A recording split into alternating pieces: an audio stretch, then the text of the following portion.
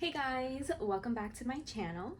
Today I wanted to sit down and do another little chit-chatty video with you guys about something I've been thinking about. But before we get started, I do want to address this obnoxious wet mark on my shirt. I did wash my hair earlier today, so that's what it is. It's water from my hair. I know it looks crazy. What happened here? I don't know why it's so wet on this side, but it kind of reminds me when I was breastfeeding. This is like what I always looked like. It was really embarrassing. I could be like anywhere, like in Target or something, and I could hear a baby crying. It didn't even have to be my baby, and my boobs would just let down. Like I'd have a letdown. They'd start leaking. So that's kind of like what it reminds me of, but I assure you it's not breast milk or anything or sweat. It's water from my hair. So I'm sorry if it's distracting. I think it's better if I keep my hair there so it's not so, I don't know. Oh, sorry. But yes, let's move on to the topic that I want to talk about today, because I did come across a quote a couple of days ago that really had me thinking, and I just wanted to bring it here to the channel to see if I could get some of your perspectives, your thoughts, like opinions on the matter. See if we could get a little conversation going, or maybe just to elicit some thought within each of you that choose to watch. So the quote was, "Love truth, but pardon error." And I love that because I'm all about truth. You know, that's like what I aspire to do at all times. Anytime I'm doing readings or just in my daily life, I always just want to know the truth, align with the truth, because I feel like in doing so, you know, you're always going to make sure that things are fair, just, balanced, equal, that there's compassion, cooperation. These are all terms that I associate with the word truth. Now, I know the truth can be something different for each individual person, but I'm mostly talking about like universal truths. So again, this talks about, you know, making things just, fair, balanced, where we are considering all parties the same. So when I read that quote initially, "Love truth, but pardon error," it immediately brought me back to another quote that I read somewhere that I really liked and that really stuck with me. And it's, "Don't attribute to malice what can be attributed to ignorance," right? They kind of both mean the same thing, which means that grace should be given to those people that are unaware, maybe, that they're causing pain. They're unaware of the impact that they're having. You know, their actions could be causing pain, hurt.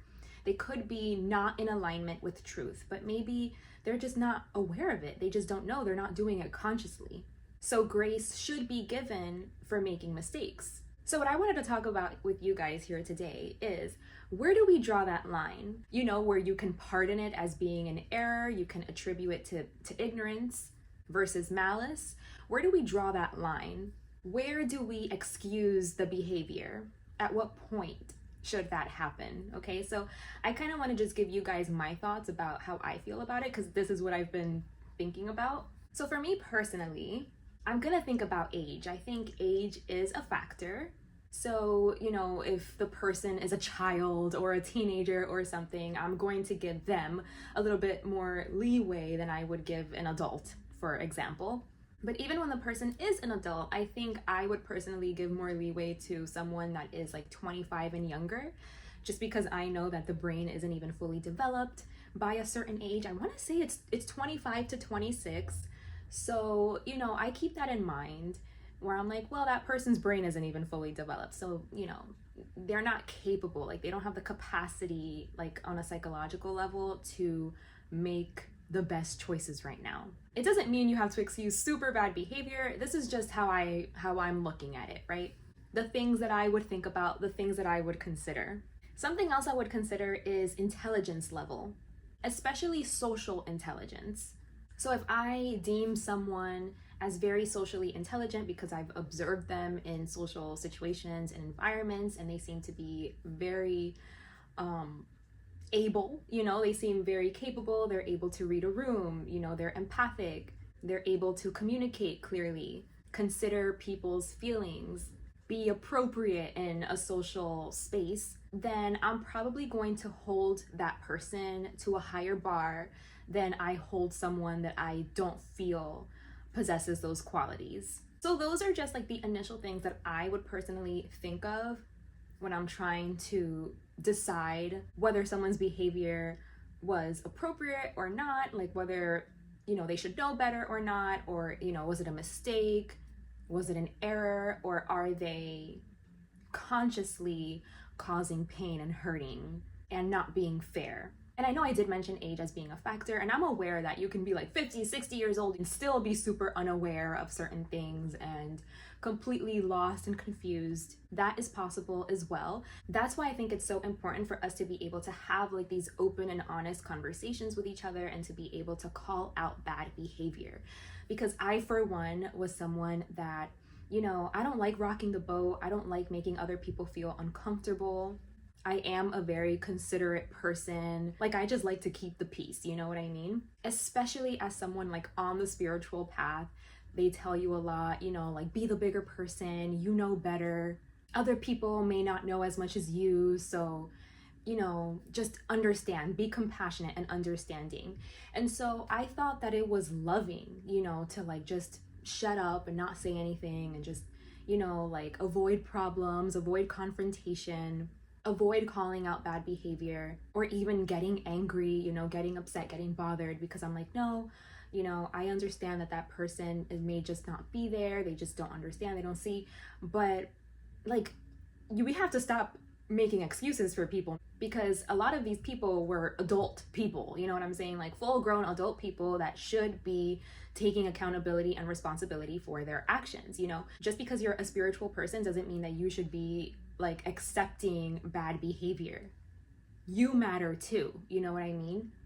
God cares that you are also treated well and respectfully and fairly, and you can't just like sit there and take the hits for people and hold the bag, you know what I mean? You kind of have to hand it to them, give it to them, because that's where it belongs. And in order for you to do that, to make sure, that you're bringing it to their awareness in the event that they really just don't know, in the event that they really cannot see, they are just acting really unconsciously and they don't understand how their actions are impacting in a negative way. That's why we do have to not be afraid to call out bad behavior and to let people know, like when they're acting out of alignment with truth. Meaning they're not being fair, they're not being considerate, they're not honoring someone else's experience, putting themselves in someone else's shoes, they're only looking out for themselves. They can be disrespectful, crossing boundaries, just like causing pain and trauma and hurt in their midst, because they're unaware, or maybe they're just evil and they're doing it on purpose. Who knows? But the point is, I personally like to give people the benefit of the doubt. I've unfortunately been like really disillusioned when it comes to that. Like I used to think like, no, people are out here really trying their best, and like if they just knew what they're really doing and the impact they're having, they would know not to do that. And unfortunately that's not always the case. But still, I do like to give people the benefit of the doubt. And the only way that you can give someone the benefit of the doubt is to truly bring it to their attention, to call out bad behavior. And to understand that calling out their bad behavior is loving. I used to think like not calling out their bad behavior, that was loving, because I don't want to like upset anyone or rock the boat, or, but actually it's loving to be honest to that person, because if they really didn't know, you're doing them a favor by bringing it to their attention, like something needs to change here, You're not being cooperative, or you're not being considerate, or no, that's not fair, or like, no, that's maladaptive behavior. You're projecting, that's a defense mechanism, whatever it is. I think it's important that we call it out, because what I think is that people are afraid to call out bad behavior because they don't want to be labeled as like the bad guy, as like the one that like is starting crap, stirring the pot and like instigating. But if it's in alignment with truth and love, then I think it's important. This is where this behavior, these actions like count. This is where it matters, when you're doing it like for the greater good of the environment, or like if you're just standing up for yourself. And I know that this can be like a tricky conversation sometimes, because when you're like holding up a mirror for somebody and showing them their bad behavior and like maybe where they lack or something, that can be triggering to them. It might be something they don't want to acknowledge, something they don't want to face about themselves, something they don't want to accept, because maybe it goes against the way that they perceive themselves, how they view themselves, because it's like it clashes with this identity that they have about themselves of like, I'm a good person, you know? And I don't intend to hurt people. I don't intend to hurt anybody. So why should I, you know, take accountability, take responsibility? That's not what I wanted to do. Those weren't my intentions. So they don't want to accept that they're hurting someone or they're causing pain or causing trauma. And so in that case, they could double down because again, they don't want to be wrong. They don't want to be held accountable because maybe to them being held accountable is like admission to being wrong. And yeah, this can be a really sensitive thing, you know, when like you're showing somebody the truth, when you're bringing something difficult to someone's awareness, especially if it was living in their shadow. You know, we generally stuff things in our shadow that we are ashamed of, that we don't want to look at, that we don't want to face. So, you know, it could be hard for people to admit to themselves that they are the problem, you know, that, wow, the problem is me, you know. But again, it's loving to be able to point these things out to people, to bring it to their awareness so that they're not living a lie anymore. If it's true that they were acting in error, if they were just making a mistake, if they were just, you know, being ignorant, they weren't conscious to certain things, it's loving then to bring it to their awareness, to make them conscious of it so that they can strive to be their best self. So they're not out here causing pain and hurt and trouble, you know? And I think this is the point when we can really determine whether somebody was making a mistake or whether they were doing it on purpose. And we can really see their character. Because if you come across somebody that doesn't want to make amends, they don't want to take responsibility, then at that point, it's not a mistake. It's not an error. At that point, it's a choice. They are choosing to behave in these ways. They are choosing not to act in truth. They are choosing not to be cooperative, not to be empathic, considerate of other people, of others. Because now that they have awareness surrounding their actions, like it's been brought up to their attention, but they're still not willing to take responsibility. They're still not willing to make amends, to do the right thing, to initiate change. Then at that point, it's a choice. Like if someone doesn't have it in them to want to be better, to want to do better, to want to show up in a way that's not hurting people that they claim to care about, that they claim to love. Like if they know that the way that they show up hurts people, then they would want to do better. You know, it'd be a hard pill to swallow. Maybe they need time to process. Maybe they need some time to really reflect on it and to really go over it, you know, with themselves in their head. Of course, like give people their space, their time to like come to terms with things. But I'm talking like if it's been years, you know what I mean? And someone still hasn't changed, or someone still hasn't initiated a change, or if someone hasn't initiated like, you know, making amends, trying to rebuild the trust or something, then I think for me, that's when it's not an error anymore. That's when it's not a mistake, and that's when it should not be attributed to ignorance, but it should be attributed to malice, because it's like, you knew better, you know better now, and you are smart, you're capable, you're a grown-ass adult, you should be able to take accountability for yourself. Like it's been years, like you had plenty of time to process if you really claim to be a good person. You know, being good would mean to change your behavior if it's necessary, if it's your responsibility to do so. Because then the messaging you're giving off is like, I meant to do that to you. I meant to hurt you. I don't care about you or your experience or how you were impacted. You know, that's the messaging that you're giving to people when you don't do your part, when you don't pick up what's yours to pick up and say sorry and apologize and change your behavior. You're letting them know, no, it wasn't a mistake. I meant to do that. And that's when it can be attributed to malice. And I feel like that's such an egoic stance, you know, like because there's just so much pride and like they can't just admit to being wrong and to doing the right thing, you know, and to apologizing. They'd rather mistreat people that don't deserve it and make them feel like, make these innocent people feel like, oh, I guess I didn't matter enough. I guess I wasn't important enough to you. And then again, where is the equality in that? That means that you pick and choose who you're equal to, who you're nice to, who you're kind to, who you treat with empathy.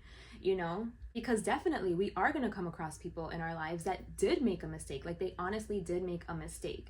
And once they know better, they're going to do better. And you'll be able to see the change in their behavior. You know, it's not just going to be all talk.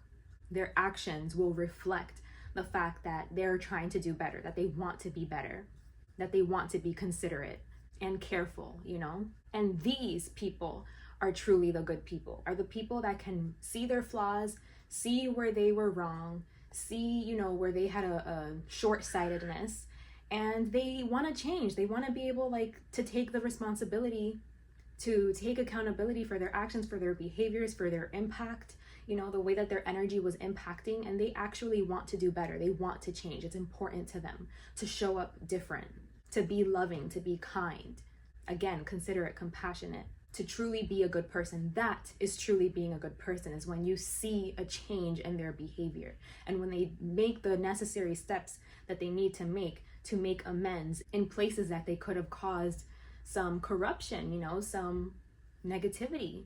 And there's a real difference between these kinds of people and others that couldn't take responsibility. They just want to brush it away, sweep it under the rug, because they couldn't take responsibility. They couldn't take accountability because they were too triggered to see themselves as a problem. And them not taking accountability or responsibility where they should have, where it was theirs, you know, like their job to do that. It was right, it was fair and just for them to take responsibility for that because it was their behavior, their action. Wherever someone doesn't do it, it's like you're giving it to other people to carry when it's yours to carry. And that's not fair, you know? There's an unfairness to that. And again, truth, it means fairness, equality, balance. So that's something that isn't being honored when you don't carry what's yours to carry and you don't take responsibility over what's yours to take responsibility over. Is that truly a good person? Is that the kind of person you want to be? What kind of person do you want to be? And what kind of people do you want to have around you? You know, so these are all things that I reflect upon, that I'm asking you to reflect upon, like your community, your group, your friends, you know, like what's the dynamic like? Are things fair? Are things in alignment with truth? Because, you know, we do live in a sick society where people think that the social norm is fine. And unfortunately, the culture and the social norm that we have is anything but. And so to like get it back online, I think these are the types of conversations that we should be having, the types of questions we should be asking and thinking about. So yeah, you guys, that's all I have for today. I'd love to know your thoughts on the matter. What do you think? Where do you draw that line? What standard do you hold people up to? What are your measures? I'd love to know. So again, the quote was, "Love truth, but pardon error," which I totally agree with. That's what we talked about here today. But at what point is it error? Is it a mistake? Is it ignorance? Is it a lack of awareness? And at what point was it on purpose? Was it a choice? At what point does it become a choice to show up in a way that is misaligned with truth? I'd love to hear your thoughts. I'd love to hear your feedback. Let me know what you guys think. Thank you for being here with me today. Thank you for your time. I hope to see you guys around here again very soon. Take good care of yourselves, and until next time, bye.